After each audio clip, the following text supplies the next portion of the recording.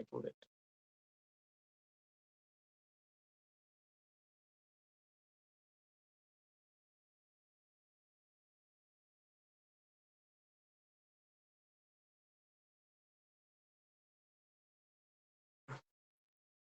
আসসালামু আলাইকুম ওয়া রাহমাতুল্লাহি ওয়া বারাকাতুহু। ইন্নাল হামদালিল্লাহ নাহমাদুহু ওয়া নাস্তাঈনুহু ওয়া নাস্তাগফির ওয়া নাউযু বিল্লাহি মিন শুরুরি আনফুসিনা ওয়া সাইয়্যাতি আমালিনা। মান ইয়াহদিহিল্লাহু ফালা মুদিল্লা লাহু ওয়া মান ইউদ্লিলহু ফালা হাদিয়া লাহু।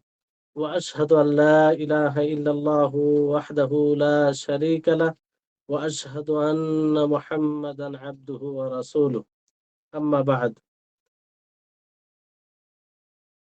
رب اشرح لي صدري ويسر لي أمري واحلل عقدة من لساني يفقه قولي. رب زدني علما، رب زدني علما. اللهم إني أسألك علما نافعا ورزقا طيبا وعملا متقبلا. সম্মানিত আজকের ক্লাসে উপস্থিত দিনপ্রেমী সুপ্রিয় ভাই সকল ও সম্মানিতা বোন, সর্বপ্রথম আল্লাহ তাবারক ওয়া তাআলার কৃতজ্ঞতা প্রকাশ করি। তিনি আমাদেরকে শেখুল ইসলাম মোহাম্মদ ইবনে আব্দুল ওয়াহাব রাহিমাহুল্লাহর বই আল কাওয়াইদুল আরবাআ এর 11তম ক্লাসে উপস্থিত হওয়ার তৌফিক দিয়েছেন। তারপরে আমাদের সকলের প্রাণপ্রিয় নবী করিম মুহাম্মদ মুস্তাফা সাল্লাল্লাহু আলাইহি ওয়াসাল্লাম, ওনার উপরে অসংখ্য শান্তির ধারা বর্ষিত হোক। আল্লাহুম্মা সাল্লি আলাইহি, আল্লাহুম্মা বারিক আলাইহি। তো আমাদের চলমান যেটা বিষয় ছিল সেটা হচ্ছে দ্বিতীয় নীতির ব্যাখ্যা চলছিল। আর পূর্বের ক্লাসে যে কথা চলমানে আমাদের ক্লাস সমাপ্তি ঘটেছিল সেটা হচ্ছে যে মানুষ যত আল্লাহ তাবারক ওয়া তাআলার কালামে কে নিয়ে গবেষণা করবে, তার অর্থকে অনুধাবন করবে, ততটাই সে তাওহীদ শিরকের মধ্যে পার্থক্য করতে সক্ষম হবে, ঈমান কুফরের মধ্যে পার্থক্য করতে সক্ষম হবে এবং আল্লাহ তাবারক ওয়া তাআলা জন্য সেগুলো সাব্যস্ত করবে যেটা তার উপযোগী, যেটা আল্লাহ তাআলা কোরআনে বলেছেন এবং তার রাসূল হাদিসে বলেছেন। এখানে একটি সংশয়, বড় সংশয় মুশরিকদের নিকটে কিংবা বর্তমান সময়ে যারা এইভাবে অন্যদের সামনে মাথা নত করে, তারা নিজেকে মুসলিম বললেও তাদের একটি বড় সংশয়, সেটা হচ্ছে তারা বলে যে যারা সৎ লোক, যারা সালেহীন, তাদের মাকাম মর্যাদা আল্লাহ তাআলার নিকটে রয়েছে। তো তাদেরকে দোয়াতে মাধ্যম বানানো এটা শিরক নয়। মূর্তি যেভাবে মূর্তির পূজা করে, মূর্তির সম্মান করে কিংবা মূর্তির কাছে সে কাজগুলো করে যেভাবে শিরক করা হয় সেই মতো এটা শিরক নয়। তাদের এটা ধারণা যে সলেহীন যারা সৎ লোক, আউলিয়া, তাদের তো একটা আল্লাহর নিকটে মাকাম রয়েছে। ফলে তাদেরকে ওসিলা বানানো আহ এটা শিরক নয়। তো এই বিষয়টি ভালোভাবে বুঝতে হবে। কারণ এই ধারণার ভিত্তিতেই অনেক শিরক দুনিয়াতে হয়, যেটা আমরা প্রত্যক্ষ করি। রাসূল, যতগুলো রাসূল দুনিয়াতে এসেছেন, সকল রাসূলগণই আ মাখলুকের মধ্যে সর্বোত্তম, সর্বসম্মানিত। তিনারা আল্লাহ তাআলার প্রেরিত রাসূল। আল্লাহ তাআলা তাদেরকে হেদায়েতের সাথে এবং হক দ্বীনের সাথে প্রেরণ করেছেন, যাতে তারা সেই দ্বীনকে, আল্লাহ তাআলার প্রদত্ত দ্বীনকে মানুষের নিকটে পৌঁছে দেয়। ফলে মানুষ সেই আল্লাহর ইবাদত করে যে আল্লাহ তাআলা তাদেরকে প্রেরণ করেছেন। যেমন আল্লাহ তাআলা সূরা নিসার ১৬৫ নম্বর আয়াতে বলেন, রুসুলাম মুবাশশিরিনা ওয়া মুনযিরিনা লিআল্লা ইয়াকুনা লিন-নাসি আলাল্লাহি হুজ্জাতুম বা'দার রুসুল। যে রাসূল যারা সুসংবাদদাতা, সুসংবাদ দেয় এবং সতর্ককারী, যাতে মানুষের জন্য আল্লাহর উপরে হুজ্জত হয়। এইজন্য আল্লাহ তাআলা রাসূলগণ পাঠিয়েছেন, রাসূলগণ প্রেরণ করেছেন। শাইখুল ইসলাম ইবনে তাইমিয়া রাহিমাহুল্লাহ তিনি বলেন যে আল্লাহ তাবারক ওয়া তাআলার দিন সেটাই, যেই দিন সহ আল্লাহ তাআলা রাসূলগণকে পাঠিয়েছেন। যেই দিন আল্লাহ তাআলা কিতাবে নাযিল করেছেন, কিতাব রূপে আল্লাহ তাআলা নাযিল করেছেন। আর আল্লাহ তাবারক ওয়া তাআলা রাসূলগণকে মাধ্যম সাব্যস্ত করেছেন কিসের জন্য? সেটা আল্লাহ এবং তার মাখলুকের মাঝে এটা মাধ্যম এই জন্য যাতে তারা আল্লাহ তাবারক ওয়া তাআলার পয়গাম, আল্লাহ তাআলার আদেশ এবং আল্লাহ তাআলার নিষেধ, আল্লাহ তাআলার বার্তা, আল্লাহ তাআলার ওয়াদা, আল্লাহ তাবারক ওয়া তাআলার ধমক মানবের নিকটে পৌঁছে দেয়। এই ক্ষেত্রে আল্লাহ তাবারক ওয়া তাআলা রাসূলগণকে তার এবং মাখলুকের মাঝে ওয়াস্তা, মাধ্যম বানিয়েছেন। বাকি আল্লাহ তাবারক ওয়া তাআলা মাখলুককে মানে খালিকের ইবাদতে তাদেরকে মাধ্যম বানায়নি। মাধ্যম বানানো থেকে এটা মানে তার নাফি করা হয়েছে। আর আম্বিয়া ও রাসূলগণও এটা তারা বিভিন্নভাবে এর আ এ এর নাফি করেছেন কিংবা বলেছেন যে তারা মূলত আল্লাহর ইবাদতে ওয়াস্তা নয়। না আল্লাহ তাআলার ইবাদতে তারা ওয়াস্তা, মাধ্যম, না আল্লাহ তাআলার সহযোগিতা চাইতে গিয়ে তারা মাধ্যম হবে, না আল্লাহ তাআলার কাছে দোয়া করতে গিয়ে তাদেরকে মাধ্যম বানানো যাবে, না আল্লাহ তাবারক ওয়া তাআলার উপরে ভরসা করতে গিয়ে তাদেরকে মাধ্যম বানানো যাবে। এক কথায় একমাত্র আল্লাহরই ইবাদত করতে হবে, তার উপরেই ভরসা করতে হবে, তার কাছেই দোয়া করতে হবে। কারণ তিনি ব্যতীত কেউ রব নেই, তিনি ব্যতীত কোনো স্রষ্টা নেই, তিনি ব্যতীত কোনো ইলাহ, উপযুক্ত ইলাহ, সৎ ইলাহ, হক ইলাহ নেই।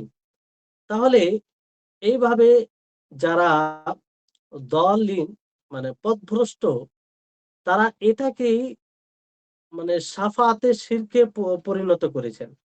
অর্থাৎ তারা বলল, তারা ধারণা করে যে সালেহিনদের আল্লাহর নিকটে মাকাম রয়েছে, মর্যাদা রয়েছে, তো আল্লাহর নিকটে সরাসরি শাফাত চাওয়া যাবে না। এখানে তারা ফাসিদ অনুমানকে খালিকের উপরে মানে ফিট করলো, মানে কেয়াস করলো মাখলুককে খালিকের উপরে।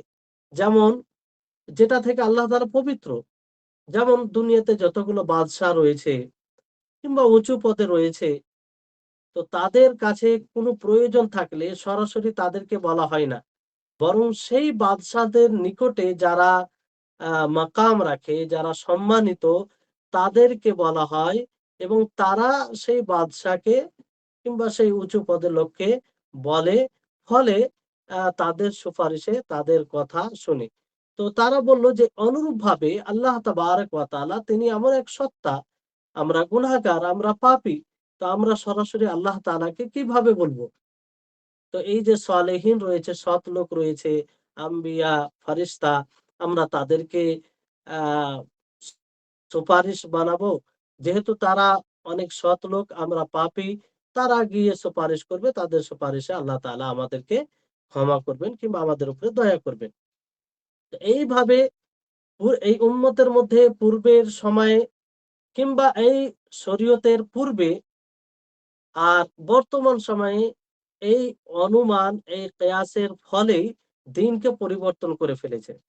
এমনকি মানুষ যে সূর্যের ইবাদত করে, অনেকগুলো মানুষ চন্দ্রের ইবাদত করে, এই অনুমান করেই, এই ফাসিদ অনুমান, ফাসিদ কিয়াস করে। এজন্য শাইখুল ইসলাম ইবনে তাইমিয়া রাহিমাহুল্লাহ তিনি খুব গুরুত্বপূর্ণ কথা বলেন এটারই ব্যাখ্যা করতে গিয়ে যে আম্বিয়া, যতগুলো আম্বিয়া এসেছেন, রসূলগণ এসেছেন, তারা হচ্ছে মাখলুক এবং খালিকের মাঝে মাধ্যম। কিন্তু কোন দিক দিয়ে? তারা এই দিক দিয়ে মাধ্যম যে তারা আল্লাহর বার্তা, আল্লাহর হুকুম, আল্লাহর নিষেধ, আল্লাহর ওয়াদা, আল্লাহর ওয়াঈদ সেগুলো মানবের নিকটে পৌঁছে দিবে। কারণ আল্লাহ তাবারক ওয়া তাআলা সরাসরি মানুষকে বলেন না। আল্লাহ তাআলা জিবরিল আলাইহিস সালাম দ্বারাতে নবীগণের উপরে ওহী করেছেন। আর সেই ওহী রাসূলগণ মানবের নিকটে পৌঁছে দিয়েছেন। তো এই হিসেবে তারা মাধ্যম হয় তাবলীগে, আল্লাহর বার্তাকে পৌঁছাতে গিয়ে। আর সেই সব খবর পৌঁছাতে গিয়ে মানবের নিকটে যে সব খবর তার নাম নাম নামের ব্যাপারে রয়েছে, তার গুণের ব্যাপারে রয়েছে, তার ফারিস্তাগণ, তার আরশের ব্যাপারে রয়েছে এবং বিগত দিনে যা হয়েছে, আগামীতে যা হবে, যেগুলো আল্লাহ তাআলা খবর দিয়েছেন, সেগুলো বিষয়ে তাদেরকে আল্লাহ তাআলা মাধ্যম বানিয়েছেন, হ্যাঁ? মানবের নিকটে এইসব জিনিস পৌঁছানোর জন্য। কিন্তু তারা মাখলুক যে ইবাদত করবে আল্লাহ তাআলার, এই বিষয়ে তারা মাধ্যম নয়। না আল্লাহ তাআলা তাদেরকে রুজি দিবেন তাতে তারা মাধ্যম আম্বিয়া। যে আল্লাহর কাছে রুজি চাইতে হলে তাদেরকে মাধ্যম বানাতে হবে। না কোনো মানুষকে, কোনো মাখলুককে জীবিত করতে গিয়ে তাকে তাদেরকে মাধ্যম বানানো যাবে না। কাউকে মরণ দিতে গিয়ে আ কাউকে মাধ্যম বানানো যাবে। আল্লাহ তাআলা সরাসরি এগুলো করেন।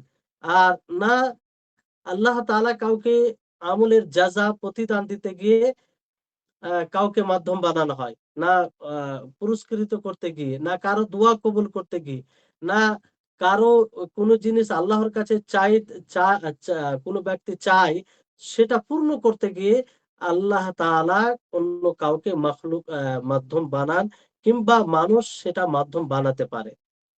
কারণ তিনি এক অদ্বিতীয়, তিনি স্রষ্টা, সবকিছুর স্রষ্টা। আর তিনি অসহায় মানুষদের ডাকে সাড়া দেন যখনই সে দোয়া করে আল্লাহ তাআলাকে ডাকে। আর আহ, তিনি এমন সত্তা যার যাকে যার কাছে চাইতে হবে, কারণ তিনি আসমান ও জমিনের মালিক। এজন্য আল্লাহ তাবারক ওয়া তাআলা সূরা নাহলে 53 নম্বর আয়াতে বলেন, ওয়ামা বিকুম মিন নি'মাতিন ফামিন আল্লাহ সুম্মা ইযা মাসসাকুমুদ দুররু ফাইলাইহি তাজআরুন। যে তোমাদের উপরে তোমরা যতগুলো নেয়ামত পেয়েছো সবগুলো আল্লাহ তাআলার পক্ষ থেকে। এটা অন্য কারো পক্ষ থেকে নয়। আর যখন তোমরা কোনো মুসিবতের সম্মুখীন হবে তো তার কাছেই ফারিয়াদ করো, তার কাছেই তার মুক্তির জন্য তার আশ্রয় নাও। অনুরূপভাবে আল্লাহ তাআলা এই সূরার 51 নম্বর আয়াতে বলেন যে ওয়াকাল আল্লাহু লা তাত্তাখিযু ইলাহাইনি ইথনাইনি ইন্নামা হুয়া ইলাহু ওয়াহিদ ফাইয়্যায়া ফারহাবুন। যে আল্লাহ তাআলা বলেন যে তোমরা দুই ইলাহ বানায় না, দুই মাবুদ বানায়ও না, কারণ তিনি এক অদ্বিতীয়। অতএব আল্লাহ তাআলা বলেন যে তোমরা আমাকেই ভয় করো। আল্লাহ তাবারক ওয়া তাআলা এক মাবুদ, তার সাথে কেউ শরীক নেই, মাবুদ একজনই। তাহলে এখান থেকে এটা স্পষ্ট হচ্ছে যে আল্লাহ তাআলা সবকিছুর মালিক, তো তার কাছে চাইতে হবে, অন্য কাউকে মাধ্যম কেন বানানো হবে? অনুরূপভাবে তিনি আরো বলেন যে কোন ব্যক্তি যখন আল্লাহ তাআলাকে বলে, আল্লাহ তাআলার কাছে এইভাবে চায় যে অমুকের ওসিলাতে ফারিস্তাগণের মধ্যে যে অমুক ফারিস্তার ওসিলাতে, অমুক নবীর ওসিলাতে, অমুক সৎ মানুষের ওসিলাতে, অমুক ব্যক্তির ওসিলাতে, অমুক ব্যক্তির মর্যাদায় আল্লাহর কাছে চায়। তো আসলে এটা তাদের দাবি করে যে আহ তারা এইভাবে চায় এই কারণে যে তারা এটা ধারণা করে যে সেই সব সালেহীনদের আল্লাহর নিকটে মাকাম আছে, মর্যাদা আছে।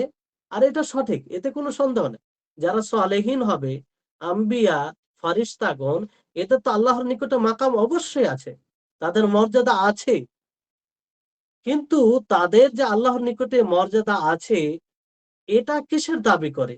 এটা এর দাবি করে যে আল্লাহ তাআলা তাদের মর্যাদাকে, আম্বিয়াদের মর্যাদা, তাদের মাকামকে আরো বৃদ্ধি করবে, তাদেরকে উঁচু মর্যাদায় সমুন্নত করবে।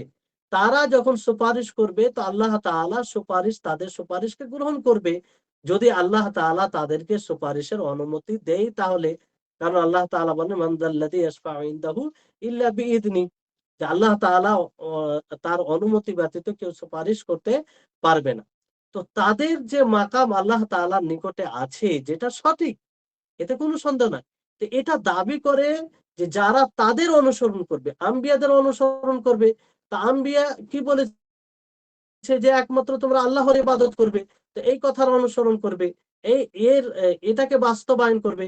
কিংবা যারা আল্লাহর আল্লাহর দাসত্বের জন্য যেসব পথ তৈরি করে গেছেন, আম্বিয়া বলেন, সালেহীন বলেন, শরীয়ত অনুযায়ী, তাহলে সেটার যারা অনুসরণ করবে, আ অ অ অনু অনুসরণ করবে, তো যারা তাদের হুকুমের অনুসরণ করবে এবং আল্লাহর নিকট থেকে যা তারা পৌঁছালছে সেটার অনুসরণ করবে, তাহলে তারা সৌভাগ্যশীল হবে।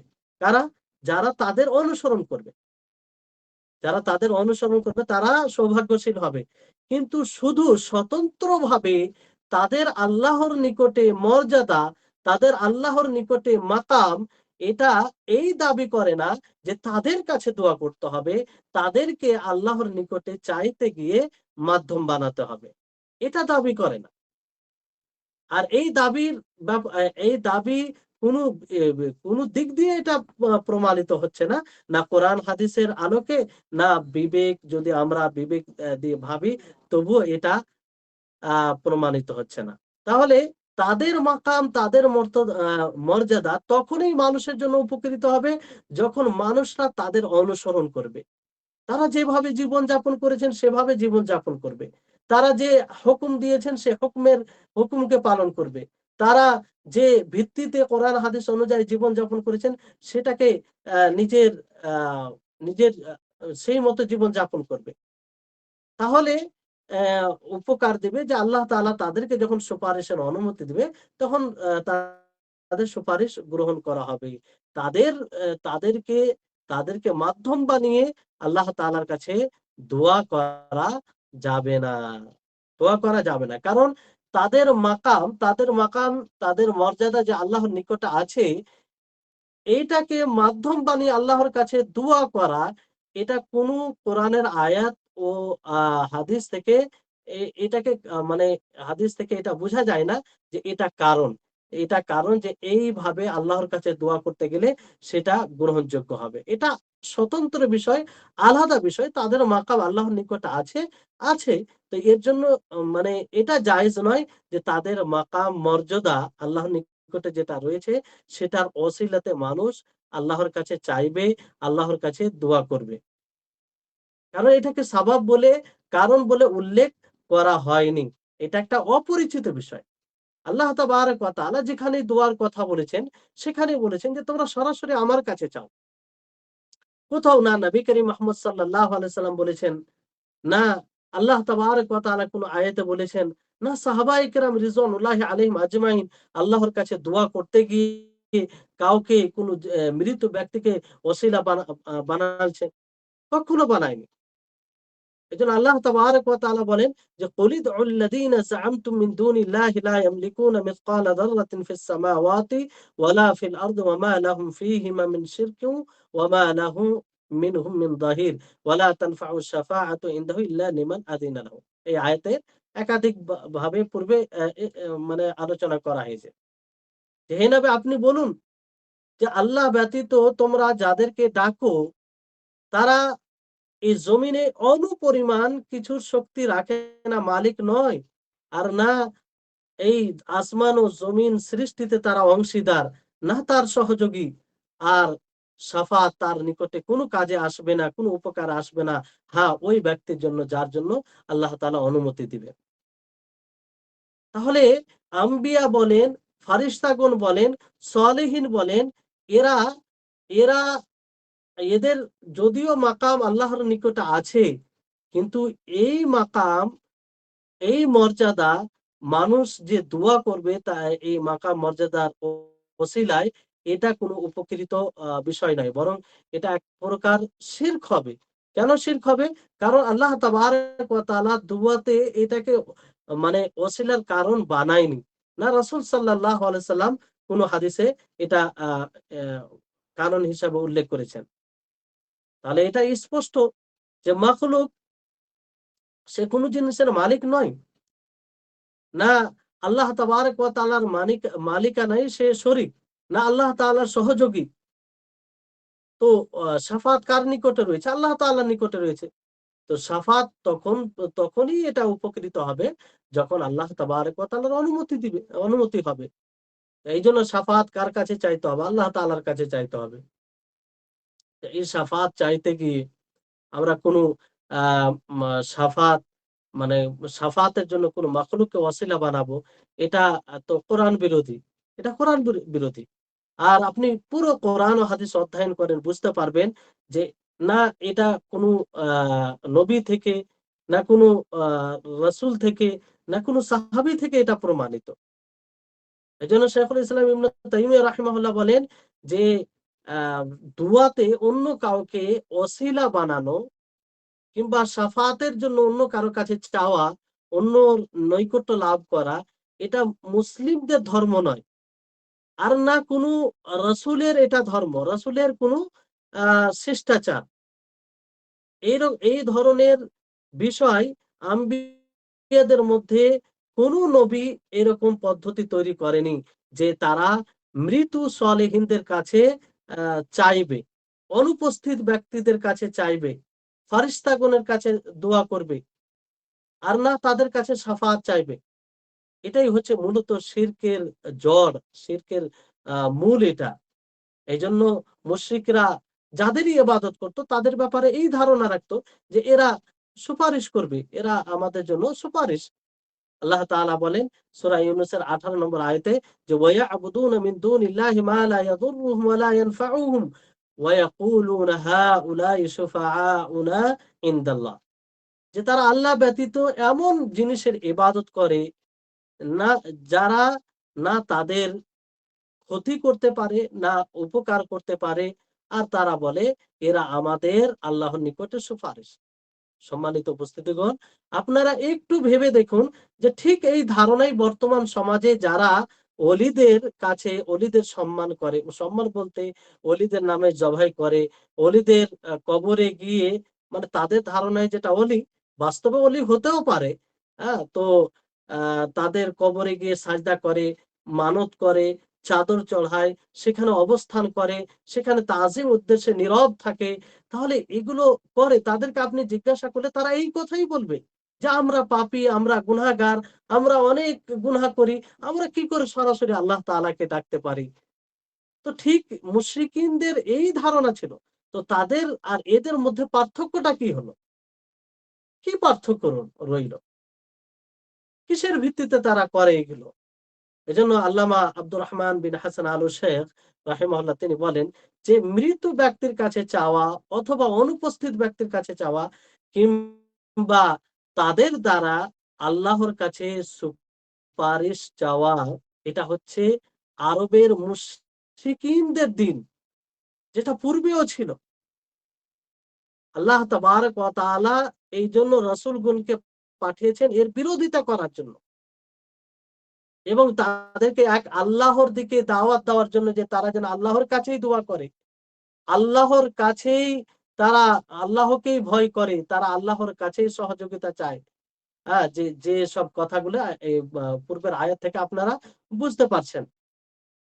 আর আল্লাহ তাআলা কঠোরভাবে ধমক দিয়েছেন যারা আল্লাহ ব্যতীত অন্য কাউকে ডাকে, অন্য কাউকে সুপারিশ হিসেবে গ্রহণ করে। আল্লাহ তাআলা তাদেরকে কঠোরভাবে ধমক দিয়েছেন। যেমন আল্লাহ তাআলা বলেন সাইয়্যিদুল মুরসালিন, যিনি আম্বিয়াদের সর্দার, যিনি সর্বোত্তম নবী, তাকে সম্বোধন করে তার অধিকারে তার ব্যাপারে আল্লাহ তাআলা বলেন, "কুল ইন্নামা আদউ রাব্বি ওয়া লা উশরিকু বিহি আহাদা। কুল ইন্নী লা আমলিকু লাকুম দাররা ওয়া লা রাশাদা।"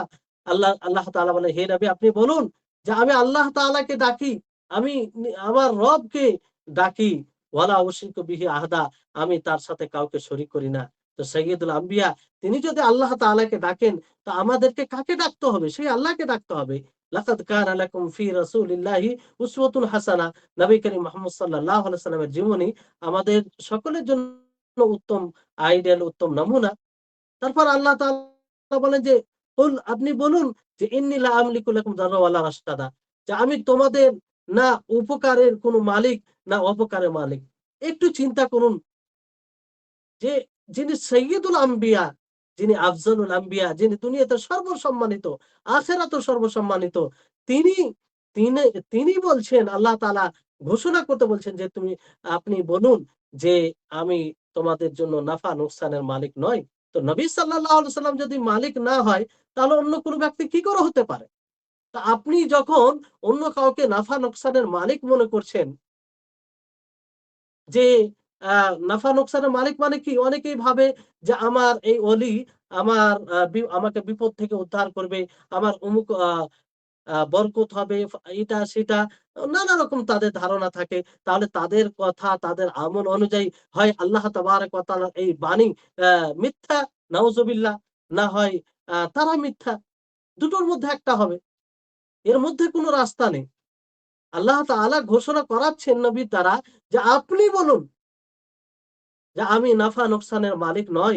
আমি উপকার অপকারের মালিক নই। তো আমরা কি করে অন্যের ব্যাপারে ধারণা রাখতে পারি? রাসূলের ব্যাপারে কি করে ধারণা রাখতে পারি যে তিনি মৃত্যুর পরে আমাদের উপকার করবে, তিনি মৃত্যুর পরে আমাদের আ অপকার করবে, কিংবা আর অন্য সৎ লোক অপকার করবে। বড় জেহালাত, অজ্ঞতা, নির্বোধ ছাড়া কিছুই নয়। তারপরে আল্লাহ তাআলা আরো বলতে বলেন যে, কুল ইন্নী লা ইউজিরানি মিনাল্লাহি আহাদু ওয়া লান আজিদা মিন দুনিহি মুলতাহাদা, যে আপনি বলুন যে আ আল্লাহ তাআলা থেকে কেউ আমাকে বাঁচাতে পারবে না। আর আল্লাহ তাআলা ছাড়া কেউ আশ্রয় স্থান আ আ আশ্রয় দিতে পারবে না। তাহলে সবকিছু আল্লাহ তাআলা মালিক। তারপরে আল্লাহ তাআলা বলেন, ইল্লা বালাগাম মিনাল্লাহি ওয়া রিসালাতি। হ্যাঁ, আল্লাহর পক্ষ থেকে শুধু পৌঁছানো দায়িত্ব রাসূলের এবং তার রিসালাতকে। যারাই আল্লাহ এবং তার রাসূলের অবাধ্যতা করবে, তাদের জন্য জাহান্নামের আগুন রয়েছে, যেখানে তারা চিরস্থায়ী থাকবে।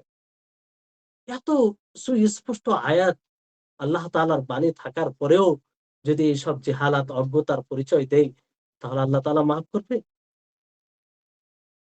তো এইসব আয়াতকে মানুষ এইসব আয়াতকে সামনে রেখে যদি চিন্তা ভাবনা করে, তার জন্য স্পষ্ট হয়ে যাবে। স্পষ্ট হয়ে যাবে যে তৌহিদ এবং তৌহিদ পরিপন্থী কি জিনিস। পুরো কোরআনই এই এই এই এটা স্পষ্ট করে যে একমাত্র আল্লাহর কাছেই চাইতে হবে, আল্লাহর কাছেই দোয়া করতে হবে। এই দোয়া করতে গিয়ে অন্য কাউকে সুপারিশ, অন্য কাউকে আ ওসিলা বানানো যাবে না। তো যারা কবরীগীন রয়েছে, কবর কবরীগীন বলতে যারা কবরে গিয়ে আ ইবাদত ইবাদতের যে প্রকারগুলো রয়েছে সেই প্রকারগুলো ওখানে করে, সেখানে করে।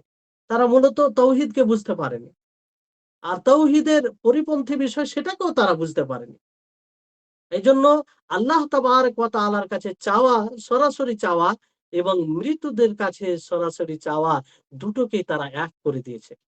আল্লাহ তাবারাক ওয়া তাআলার কাছে চাওয়া এবং মৃতদের দ্বারা আল্লাহর কাছে সুপারিশ নেওয়া, আ এটাকে তারা মানে দ্বীনের অংশ ভেবেছে।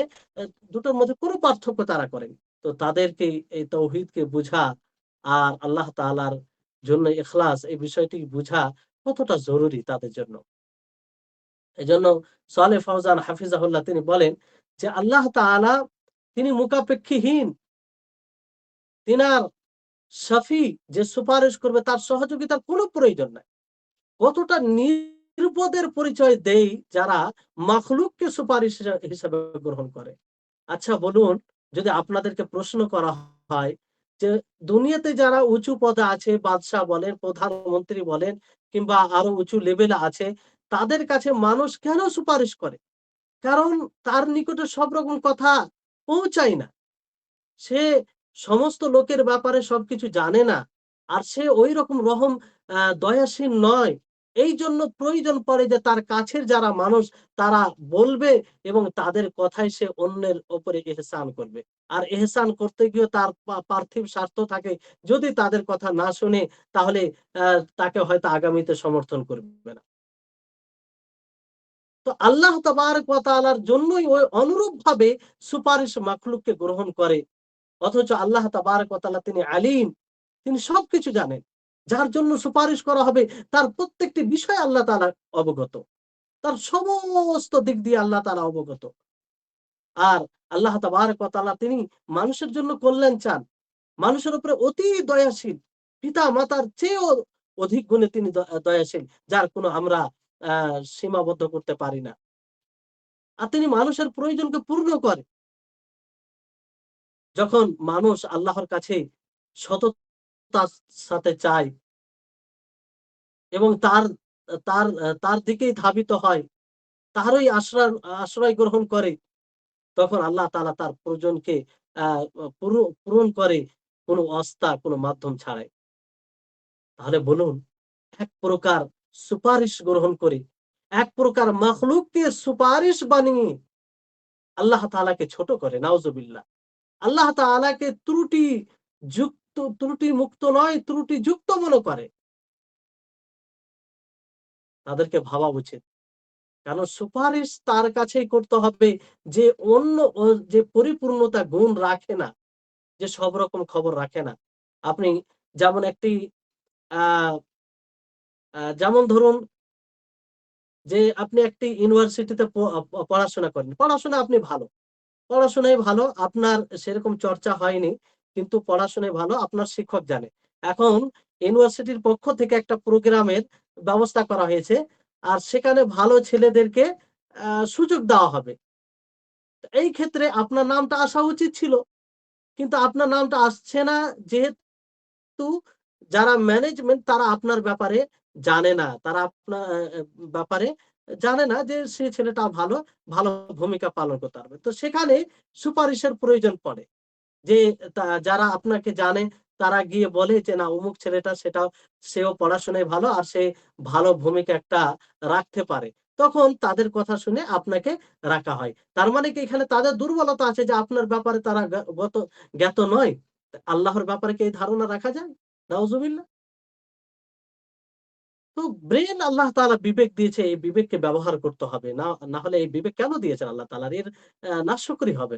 তাহলে মাখলুককে কোনো মতেই দোয়ার মধ্যে মাধ্যম বানানো যাবে না। মাধ্যম বানানো এটা শিরক। আর এই শিরকের কারণেই বর্তমান সময়ে অনেক শিরকের আবির্ভাব ঘটেছে। তো যারাই আল্লাহ তাবারাক ওয়া তাআলার এবং বান্দার মাঝে আল্লাহ তাআলার কাছে দোয়া করতে গিয়ে অন্য কাউকে মাধ্যম বানায়, তারাই শিরক করে আল্লাহ তাআলার সাথে। শেখুল ইসলাম ইবনে তাইমিyyah রাহিমাহুল্লাহ তিনি আরো বলেন যে, এ সেই সব মুশরিকিন যাদের সাথে আল্লাহ নবী মুহাম্মদ সাল্লাল্লাহু আলাইহি সাল্লাম কিতাল করেছেন, যাদেরকে আল্লাহ নবী তিনি কাফের বলেছেন। তাদের রক্ত, তাদের ধন সম্পত্তিকে আ মা জায়েজ করেছিলেন। অর্থাৎ তাদের সাথে যুদ্ধ করা। এইজন্য নয় যে তারা তাদের মাবুদের ব্যাপারে এই কথা বলতো যে তাদের মাবুদ আসমান ও জমিন ও পুরো দুনিয়া সৃষ্টিতে শরিক রয়েছে। এই কথার জন্য নয়। বরং তারা এটা তো স্বীকার করত যে আসমান ও জমিনকে সৃষ্টি করনেওয়ালা একমাত্র আল্লাহ তাআলা। সেই উপরওয়ালা। যেমন আয়াতে রয়েছে, বিভিন্ন আয়াতে রয়েছে, আ আল্লাহ তাআলা বলেন, "ওয়ালা ইন সাআলতাহুম মান খালাকাস সামাওয়াতি ওয়াল আরদা লা ইয়াকুলুন্নাল্লাহ।" যে আপনি যদি তাদেরকে প্রশ্ন করেন যে আসমান ও জমিনকে কে সৃষ্টি করেছে? তারা আবশ্যিকভাবে বলবে যে আল্লাহ তাআলা। তো এইজন্য আল্লাহ তাআলা তাদেরকে তাদের তাকফির করেননি কিংবা তাদের সাথে কেতাল করেননি, তাদের রক্ত এবং ধন সম্পত্তিকে হালাল মুবাহ করেননি। এই কারণে করেননি। বরং কিসের কারণে করেছে? তারা আল্লাহর সাথে শিরক করেছে। দোয়া করতে গিয়ে অন্য কাউকে শরিক করেছে, অন্য কাউকে মাধ্যম বানিয়েছে, আ আল্লাহর ইবাদতে অন্য কাউকে শরিক করেছে ফলে। তাহলে তাদের ইবাদত, তাদের মাবুদের, তাদের দোয়া তাদের মাবুদের নিকটে এবং তাদের মাবুদকে কিংবা তাদের নিকটবর্তী লোককে মাধ্যম, ওসিলা, সুপারিশ বানানো, এটা এমন একটি পথ যে এই পথে চলবে সে মুশরিক হবে। সে কি হবে? সে মুশরিক হবে। আর এটা এমন একটা শিরকি কাজ, যদি যারা এই শিরকি কাজ করে তাদের নিকটে যদি সঠিক দাওয়াত পৌঁছে যায়, তাদেরকে বলা হয় যে এটা শিরক, এটা মুশরিকিনদের কালচার। তারপরও তারা এর উপরে অব্যাহত থাকে। তো ইসলামিক রাষ্ট্র হলে তাদেরকে হত্যা করা উ জ জরুরি হয়ে যায়। যদি দ্বীনের নাম দিয়ে এগুলো করে। আর তাদেরকে মুসলিমদের কবরস্থানে দফন করাও জায়েজ হবে না। না তাদের নামাজে জানাজা পড়া আ জায়েজ হবে। তো হ্যাঁ, ওই ব্যক্তি যার নিকটে দাওয়াত পৌঁছায়নি, সে জানেই না। সে প্রকৃত তাওহীদকে বুঝেনি। কেউ পৌঁছানোর কোনো মাধ্যমও তার কাছে আ আসেনি কিংবা কোনোভাবে সে জানতে পারেনি। তাহলে তার উপরে কুফর, তাকে কাফের বলা যাবে না। কিন্তু যদি এই ধরনের লোক থাকে দ্রুত তাকে দাওয়াত পৌঁছাতে হবে, বুঝাতে হবে আ যে না, এটা দ্বীন নয়, এটা সম্পূর্ণ দ্বীন বিরোধী কাজ। এজন্য এর উপরে আমাদেরকে জোর দেওয়া উচিত। বিশেষ করে যারা দায়িত্বশীল শাসক, তাদেরকে আরো জোর দেওয়া উচিত যে যে সব জায়গায় মানুষ প্রকৃত দিনকে বুঝতে অক্ষম, দিন পরিপন্থী বিষয়কে দিন ভেবে রেখেছে, তাদেরকে সচেতন করা, তাদেরকে আ সঠিক পথে নিয়ে আসা এবং তারা যাতে হেদায়েতের পথে আসে সেই ব্যবস্থা করা, এটা জরুরি হয়ে যায়। সাধারণ মানুষের জন্য এবং বিশেষ করে যারা দায়িত্বশীল রয়েছে তাদের উপরে আরো বেশি জরুরি হয়ে যায়। তো এই সাফাতের জন্য মানুষ অন্য কাউকে মাধ্যম বানায়, আল্লাহর মাখলুকের মধ্যে কাউকে সেই ফারিস্তা হতে পারে, নবী হতে পারে, কোন সালেহ সৎ বান্দা হতে পারে। তো এটা আসলে অ্যা এ এই শাফাত একমাত্র এই করে শাফাত পাবে না। বরং এই শাফাতের সেই ব্যক্তি পাবে এই শাফাত যে আল্লাহর জন্য তাওহীদকে খালিস করবে। এক আল্লাহর জন্যই ইবাদত করবে। এজন্য আবু হুরায়রা রাদিয়াল্লাহু তাআলা আনহু থেকে বর্ণিত, তিনি বলেন যে আ আমি বললাম, ইয়া রাসূলাল্লাহি মান আসআদুন নাসি বিশাফাআতিকা ইয়াউমাল কিয়ামা, যে কিয়ামত দিবসে আপনার শাফাত দ্বারা কে সৌভাগ্যশীল হবে? কে শাফাআত পাবে? তখন আল্লাহ নবী বলেন যে, লাকাদ জানানতু ইয়া আবা হুরায়রা আল্লা ইয়াসআলানি আন হাদাল হাদিস আহাদুন আওলা মিনকা, যে আমি ধারণা করি হে আবু হুরায়রা, যে এর পূর্বে, তোমার পূর্বে, মানে এর পূর্বে কেউ এই ধরনের প্রশ্ন আমাকে করেনি। তোমার হিরস, আগ্রহ আছে। তখন আল্লাহ নবী বলেন যে আসআদুন নাসি বিশাফাআতি ইয়াউমাল কিয়ামা মান ক্বালা লা ইলাহা ইল্লাল্লাহ খালিসাম মিন কলবিহি, যে আমার শাফাআত দ্বারা মানুষের মধ্যে সৌভাগ্যশীল ব্যক্তি সে হবে কিয়ামত দিবসে, যে লা ইলাহা ইল্লাল্লাহ অন্তর থেকে ইখলাসের সাথে পড়বে, সে শাফাআতের লায়ক হবে। এই লা ইলাহা ইল্লাল্লাহ ইখলাসের সাথে পড়া মানে কি? যে একমাত্র আল্লাহর জন্যই ইবাদত করবে, তাকেই ইবাদতের উপযুক্ত মনে করবে। ইবাদতের কোন প্রকারকে আল্লাহ ব্যতীত অন্য কারো জন্য করবে না। ইবাদত বলতে আল্লাহর জন্য খালিস করবে। সে এই সুপারিশের হকদার হবে। নবী করিম মুহাম্মদ সাল্লাল্লাহু আলাইহি ওয়াসাল্লামের সুস্পষ্ট হাদিস। তো যারা দোয়া করতে গিয়ে, যেটি অন্যতম একটি ইবাদত, এই দোয়া করতে গিয়ে মাধ্যম বানায়, অন্য কাউকে সুপারিশ হিসাবে মেনে নেয়, তো তারা কি করে আল্লাহ নবীর সুপারিশ পাবে এই হাদিস অনুযায়ী? এখানে আরেকটি বিষয়, যে যারা এই ধারণায় মাখলুককে সুপারিশ মনে করে যে তারা আল্লাহর নিকটে এক মাকাম মর্যাদা রয়েছে, ফলে তাদেরকে সুপারিশ হিসাবে তাদের নৈকট্য লাভ করে। তো এই হাদিসে আবু হুরায়রা রাদিয়াল্লাহু তাআলা আনহু তিনি যে জিজ্ঞাসা করলেন, আল্লাহ নবী কি বলতে পারতেন না যদি এটা জায়েজ হতো? এটা যদি সঠিক হতো, তারা যেভাবে মাখলুককে সুপারিশ বানায়, তাহলে অবশ্যই আল্লাহ নবী বলতেন যে দেখো, আ তোমাদের মধ্যে যে সৎ লোক, যে ভালো লোক, তাকে তোমরা সুপারিশ হিসাবে মানবে। তাহলে তোমরা আমার সুপারিশ পাবে, কিংবা আল্লাহ তাআলা আ আ আল্লাহ তাআলা সুপারিশের অনুমতি দিবে। এরকম কথা বলতে পারতেন, কিন্তু বলেছেন কি? না। বরং আল্লাহর নবী মুহাম্মদ সাল্লাল্লাহু আলাইহি ওয়াসাল্লাম বলেন যে, মান ক্বালা লা ইলাহা ইল্লাল্লাহ খালিসাম মিন কলবি, যে হৃদয় থেকে ইখলাসের সাথে লা ইলাহা ইল্লাল্লাহ পাঠ করবে। ইখলাসের সাথে, অর্থাৎ লা ইলাহা ইল্লাল্লাহ পাঠ করবে, তাকে স্বীকার করবে, তার দাবিসমূহ পূর্ণ করবে, তাকে ইবাদতের উপযুক্ত মনে করবে। এইজন্য যারা তাওহীদবাদী, যারা মুখলিস বান্দা, তারা আল্লাহর নবীর শাফাআতের বেশি হকদার হবে। তারা আল্লাহ ব্যতীত অন্য কারো ইবাদত করবে না। আল্লাহ ব্যতীত অন্য কারো উপরে আশা ভরসা রাখবে না। না প্রকৃত ভরসা অন্য কারো কাছে রাখবে, বরং আল্লাহর উপরেই ভরসা রাখবে। না কোনো মাখলুকের কাছে দোয়া করবে, না কোনো ফারিস্তার কাছে দোয়া করবে, না কোনো মানুষের কাছে দোয়া করবে, না কোনো নবীর কাছে দোয়া করবে, না কোনো সৎ বান্দা অলিদের কাছে দোয়া করবে, না আর অন্য কারো কাছে দোয়া করবে। তো এরাই হবে নবী করিম মুহাম্মদ সাল্লাল্লাহু আলাইহি ওয়াসাল্লামের শাফাআতের বেশি হকদার, যারা তাওহীদবাদী হবে। তো এইভাবে যারা এর বিপরীত, যারা কি করে, মাখলুকের কাছে দোয়া করে, মৃত ব্যক্তির কাছে চায়, বিপদ থেকে উদ্ধারের দোয়া করে, কোন জিনিস চায় তাদের কাছে, অনুপস্থিত ব্যক্তিদের কাছে, ফারিস্তাগণের মধ্যে কোন ফারিস্তার কাছে, কোন মানুষের কাছে দোয়া করে, সুপারিশ হিসেবে তাদেরকে মানে, তো তারা আল্লাহ নবীর সুপারিশ থেকে একদম দূরে থাকবে। তাদের জন্য আল্লাহ তাআলা কখনো সুপারিশের অনুমতি দিবেন না। যেটা নিশ্চিত। কারণ আল্লাহ তাবারাক ওয়া তাআলা তার জন্যই সুপারিশের অনুমতি দিবেন যে আল্লাহর তাওহীদবাদী বান্দা হবে।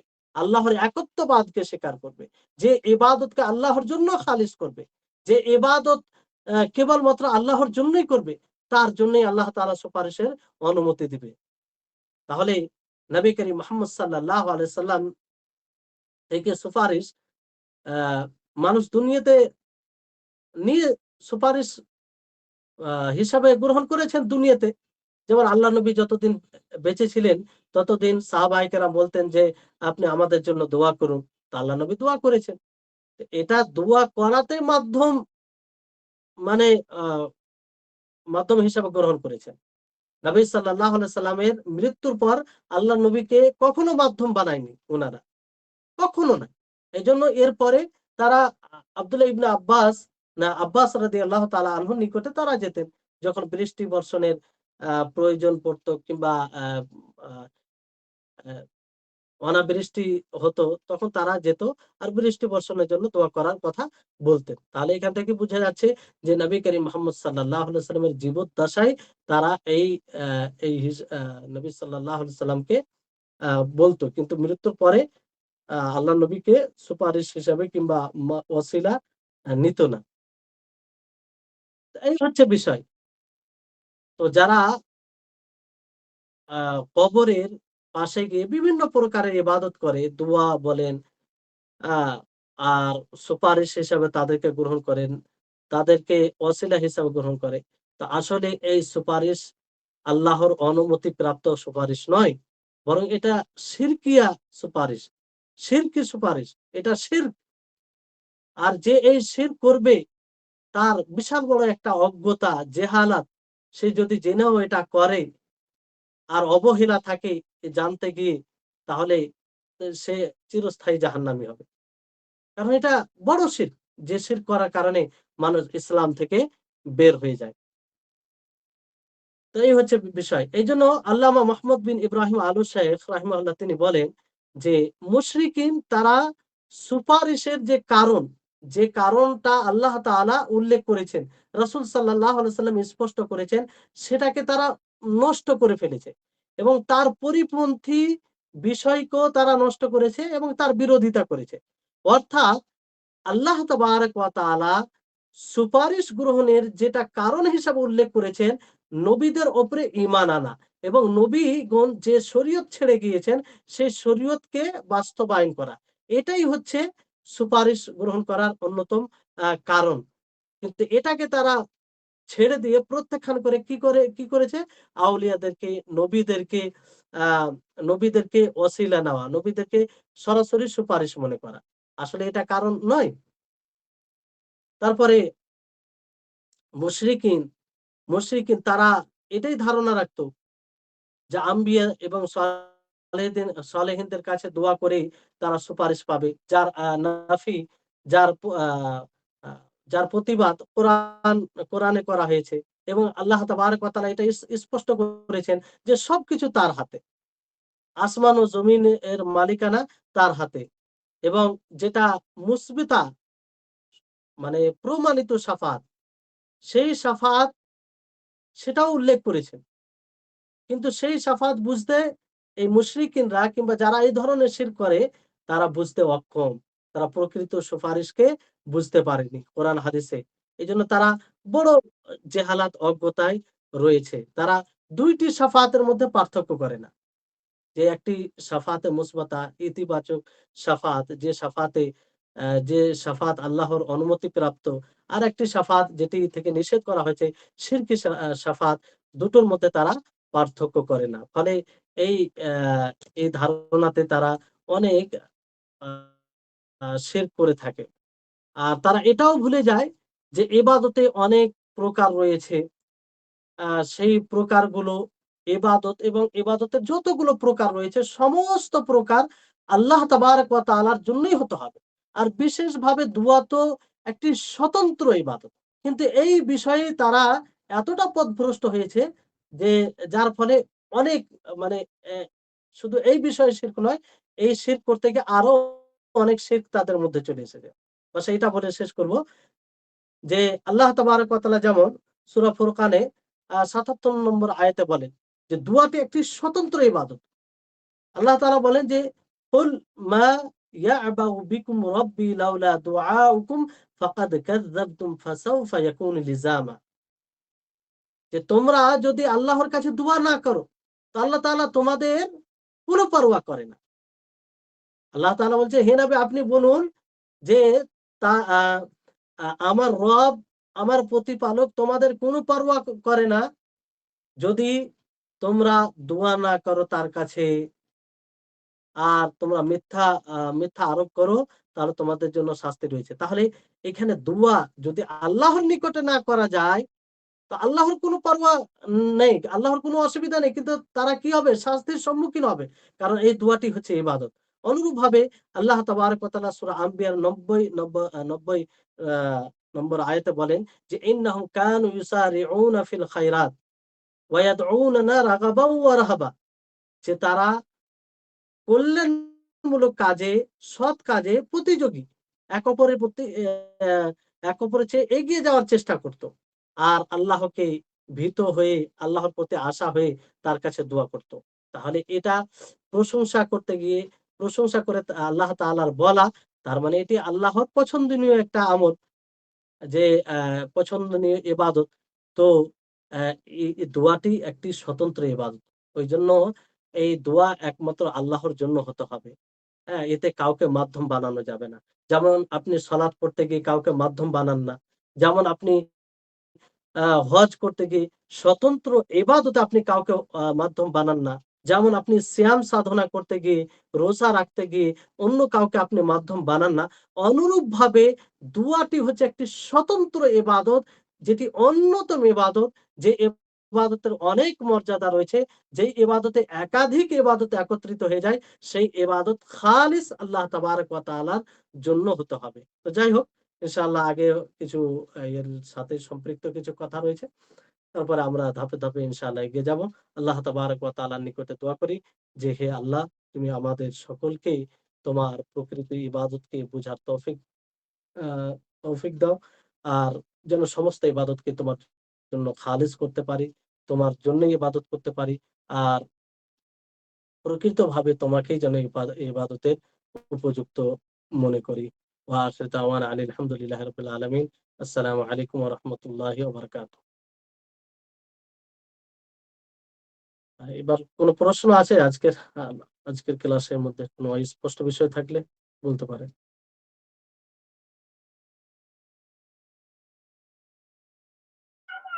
কি নামাজের টাইম হয়ে গেছে তো আর তো সময় হচ্ছে না। আচ্ছা, আচ্ছা, আচ্ছা। ঠিক আছে। ও শেষ করতে আসলে সময়টা কম থাকছে তো। তো যাই হোক আ আমরা সকলেই আ দোয়াটি পড়ব ক্লাস শেষে। সুবহানাকাল্লাহুম্মা ওয়া বিহামদিকা আশহাদু আল্লা ইলাহা ইল্লা আনতা আস্তাগফিরুকা ওয়া আতুবু ইলাইক।